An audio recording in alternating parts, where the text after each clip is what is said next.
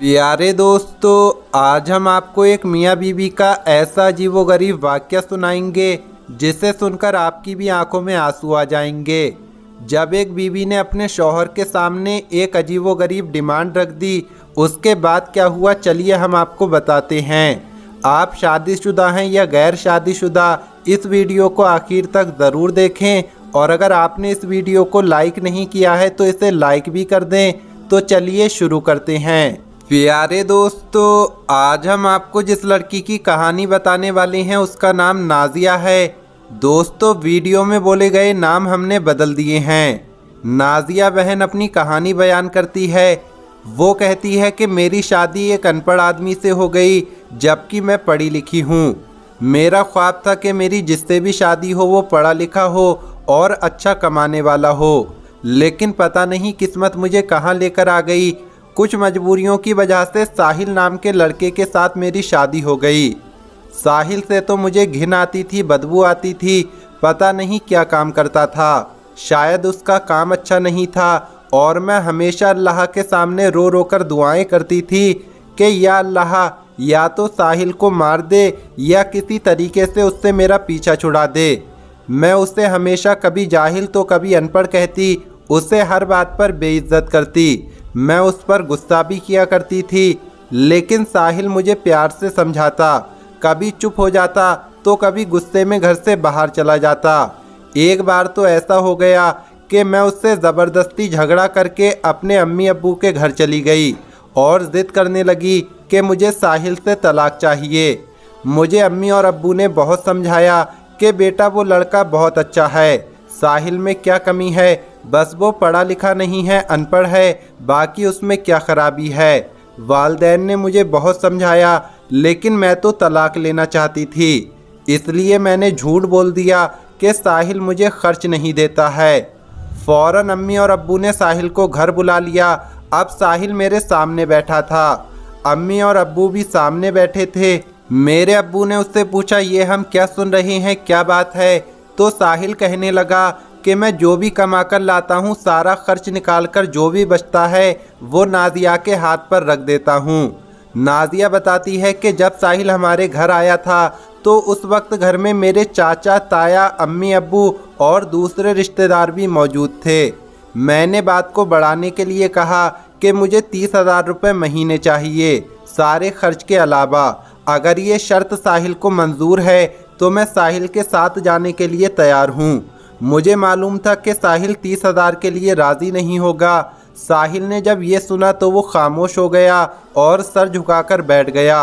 वो थोड़ी देर तक खामोश बैठा रहा, फिर मेरी तरफ देखने लगा, फिर सबको देखने लगा और लंबी सी सांस ली और बोला, ठीक है, मैं सारे खर्च के अलावा नाजिया को 30,000 रुपये महीना दूंगा, यानी घर का खर्च अलग दूंगा और 30,000 रुपये महीना नाजिया के खर्च के लिए अलग दूंगा। मैं तो हैरान रह गई और दिल में गाली देने लगी कि कमीने तू इस बात को भी मान गया। अच्छा, अब देख मैं तेरा जीना हराम कर दूंगी। अब कोई रास्ता नहीं बचा था। मैं साहिल के साथ उसके घर आ गई। मैं साहिल से अक्सर ये पूछा करती थी कि तुम क्या काम करते हो, तो वो कहता था कि मैं सरकारी ऑफिस में काम करता हूँ। इससे ज़्यादा ना मैंने कभी उससे पूछा और ना उसने मुझे कभी कुछ बताया। खैर, साहिल मुझे हर महीने 30,000 रुपये देने लगा। मेरा ये आइडिया तो फ्लॉप हो गया। वो बराबर मुझे 30,000 रुपये लाकर दे देता था। फिर मैंने एक दिन नया आइडिया सोचा। मैंने उससे कहा कि साहिल मुझे नया आईफोन चाहिए।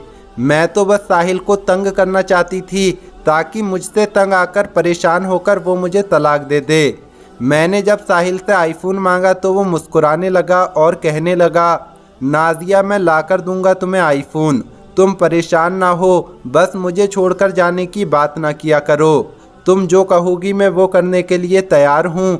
नाजिया बताती है, लेकिन मुझे तो उससे पीछा छुड़ाना था, तो मैं कभी खाने में मिर्च ज़्यादा डाल देती थी, कभी खाने में नमक ज़्यादा डाल देती थी और वो बेचारा बाहर से आता था, खाना खाता था और बिल्कुल बेहोशों की तरह सो जाता था। न जाने कौन सा काम किया करता था जो इतना ज़्यादा थक जाता था। जितनी मुझे उससे नफ़रत थी उसे उतनी ही ज़्यादा मुझसे मोहब्बत थी। फिर एक दिन ये हुआ कि मैं अपनी दोस्त के साथ कार में बैठकर शॉपिंग करने के लिए जा रही थी। शहर के सबसे महंगे और बड़े मॉल में मैं जा रही थी। जब हम एक बस अड्डे के पास से गुजरे तो मैंने जो नज़ारा देखा, जो मंजर मैंने देखा, वो देखकर मैं बेजान हो गई। ऐसा लगा मेरे अंदर से रूह निकल गई। वो साहिल जिससे मैं बहुत ज़्यादा नफ़रत करती थी, जिसको मैं जाहिल और अनपढ़ कहती थी, जिसको मैंने कभी प्यार से खाना तक नहीं दिया था, जिसका मैंने कभी हाल तक नहीं पूछा था, जिसे मैं इंसान ही नहीं समझती थी, जिसे मैंने अब तक कबूल ही नहीं किया था, वही साहिल सर पर बोझ उठाए और किसी का सामान उठाए बस के ऊपर डाल रहा था। और वो ये काम बार बार कर रहा था। मैं खड़ी होकर बहुत देर तक तो वो नज़ारा देखती रही। वो लोगों के हाथ से बैग लेता, सामान लेता और उसको उठाकर बस पर रखता था, फिर थोड़े से पैसे लेकर जेब में डालता था। मैं 1 घंटा तक खामोशी से उसे देखती रही और वो 1 घंटे में 1 मिनट के लिए भी नहीं रुका। इतने में एक शख्स ने बड़ी बेइज्जती के साथ साहिल से कहा, जल्दी से उठा ये सामान, हमारी गाड़ी जाने वाली है। मैंने देखा कि साहिल के पैर कांप रहे थे। शायद वो भूखा था। उसके एक हाथ में रोटी का रोल था। साहिल खा भी रहा था और सामान भी उठा रहा था। मैं कुर्बान जाऊं, मेरा साहिल मेरे लिए किन हालात से गुजर रहा था, कैसा दुख वो सह रहा था। मैं आंखों में आंसू लिए वो सब मंजर देखती रही। फिर थोड़ी देर में उसका काम ख़त्म हो गया तो वो एक दुकान के सामने ज़मीन पर बैठ गया।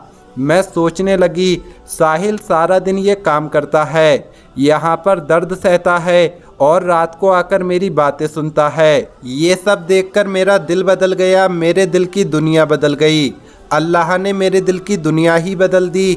मैं बिना किसी को बताए, बिना कुछ खरीदे घर वापस लौट आई और आकर बहुत रोई। नाजिया बताती है साहिल को पुलाव बहुत पसंद था तो मैंने पुलाव बना लिया। रात को साहिल घर आया, मैं कभी उसे खाना नहीं देती थी, वो खुद गर्म करके खाता था। वो घर आया, मुझे सलाम किया और किचन में चला गया। किचन में जाकर बोला, नाजिया आज तुमने तो बड़ा कमाल कर दिया।